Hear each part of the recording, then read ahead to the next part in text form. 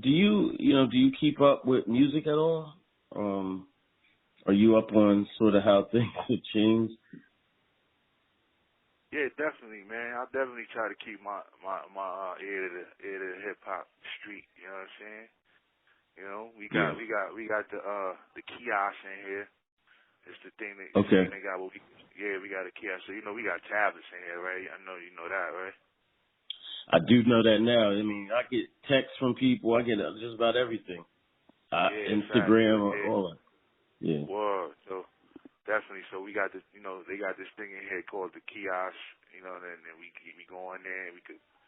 All the latest music is on there. You know what I'm saying? People, it's still stuff that's not on there, but for the most part, like mostly everything new is on there. So keep abreast of it that way. I listen to the radio. I'm a little closer to New York, so sometimes certain radios could get Hot 97, stuff like that. Okay. So we could not, it's up to the individual though. Like if you wanna stay, in tune with what's going on in hip hop, you can. You know what I'm saying? It's not really in your face, like it would be, if you were in the free world. But if you inquire,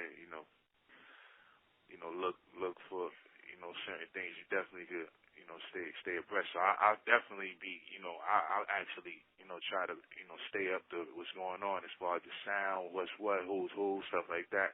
I know I'm probably behind, you know what I mean, as far as dudes, coming out, but for the most part, dudes, and plus other people in here, like you got, this is still a hip hop culture, you know what I'm saying? So dudes in here, we chop it up about, who's hot and who's out right now. Dudes is in touch with dudes in the town.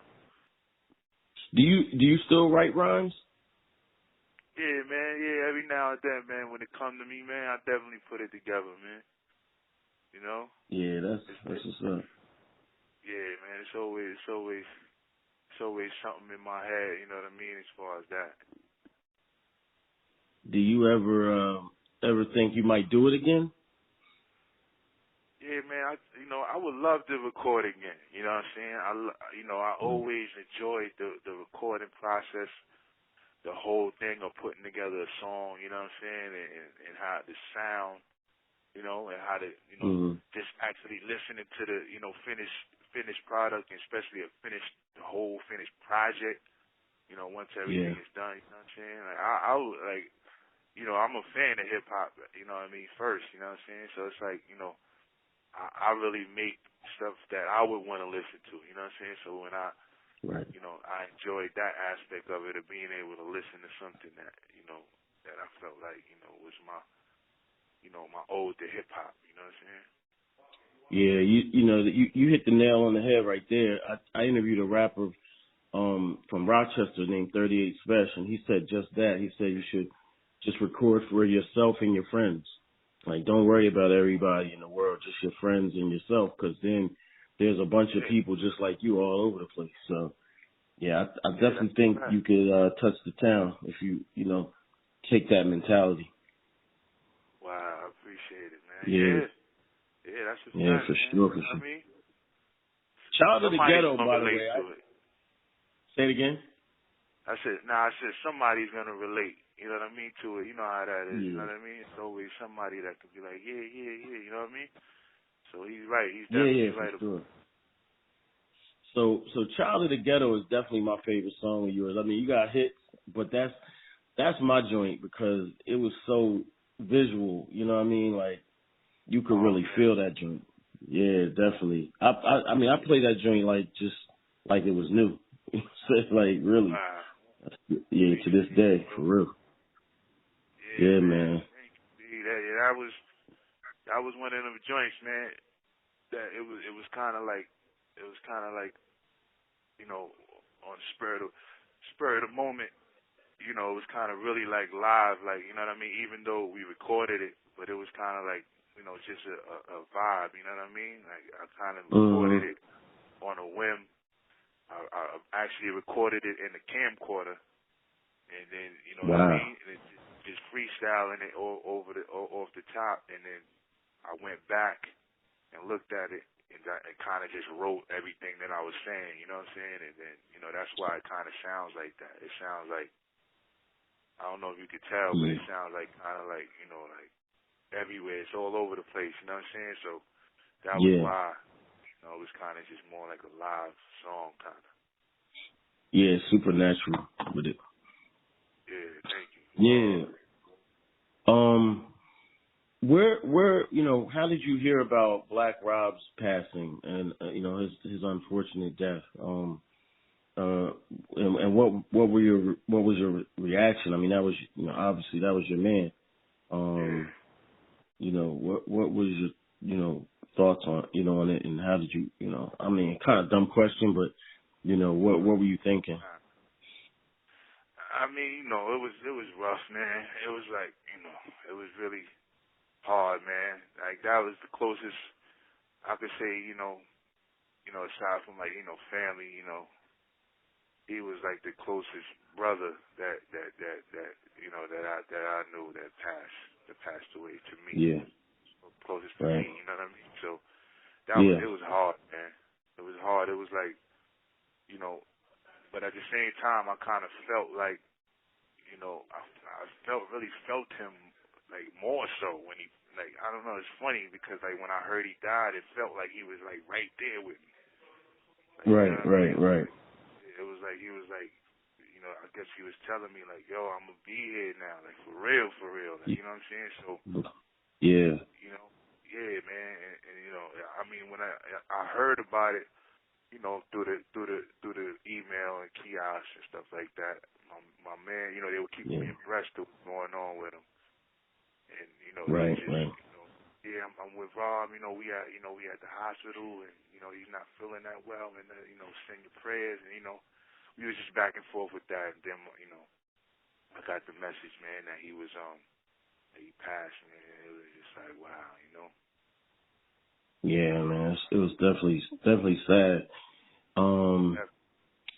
Yeah, it kind of played out in real time because I mean, I just couldn't believe this, you know, it was going down like this, you know, but you know, I guess that's just I could imagine. Yeah, man, because y'all got to really see, you know, you know, him in the hospital and the footage and stuff like that. Like I didn't see all of that. A lot of people was telling me about it.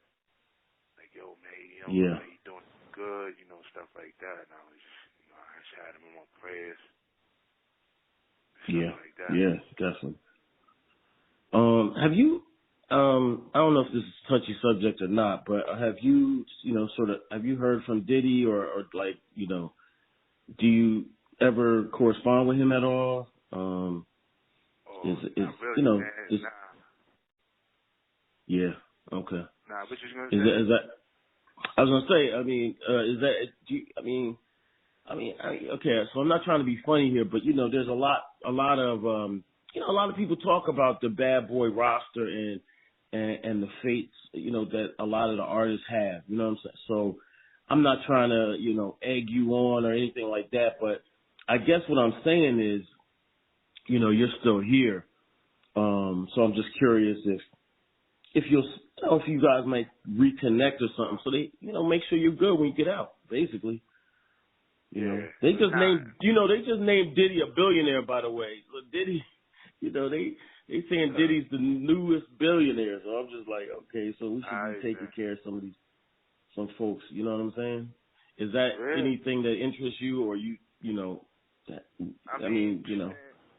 I know Puff is like, you know, he's kind of, you know, he's on another planet, man. You know what I'm saying? And you know, he's doing a business.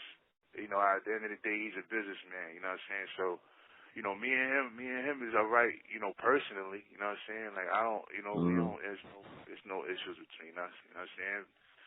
But like, you know, I'm not. You know, if I did have any business that I was trying to take care of, I probably would holler at him if I came home. You know what I'm saying? Like that's the only thing I can really say. You know what I'm saying? He shouted me out, you know, a few times, you know, just check on me, yo, it was good. You know, everything, you know, peace and love, you know what I'm saying? But I think he really realizes that, you know, I was on a mission, or, you know, I was doing my, you know, I had the figure myself out and what I was doing. So I figured, Yeah. that, men gotta let men be men. You know what I'm saying? So Yeah. I Yeah. respect it. Man, you know what I mean? Like I said, but if I did, needed, if I did need any, help with some business or any business plan that I had, I would probably holler at him. You know what I'm saying? Yeah. Nah, for you. Like, so that's all I can, Yeah. expect. You know what I mean? Yeah, that makes sense. Did you know that him and Mace were beefing? They going I back. They heard going. about that, man. Mace going hard right now. Yeah, man. I heard, man. I don't know, man. I don't know what kind of issues that they had with each other, as far as business. You know what I'm saying? So I can't even speak on it, man. I don't know. I thought Yeah. they were, a little tighter. You know what I'm Yeah. saying? But you know what I mean? Right. Definitely. Yeah.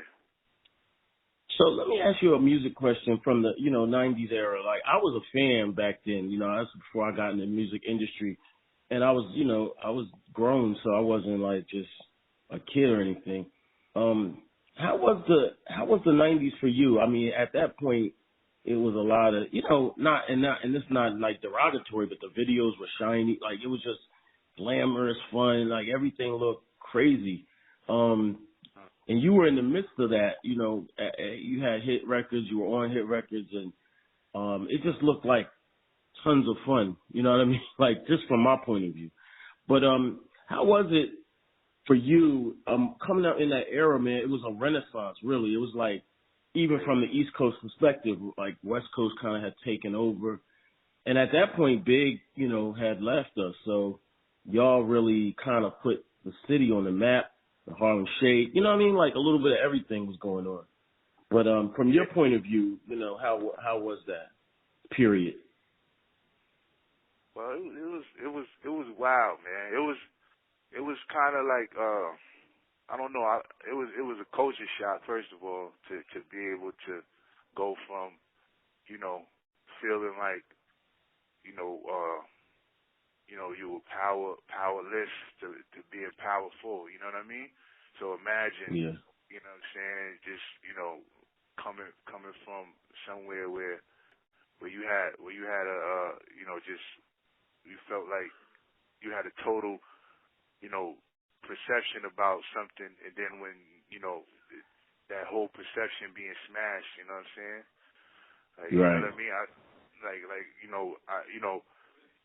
To be able to deal with people on a corporate level, you know what I mean? Mm-hmm. Coming from the street, it's something that you don't really expect, you don't even plan for, you don't even think that it's possible. So yeah, for young brothers to come from the street to a professional level, it's just mind blowing. Right. So I think that's what we were all experiencing.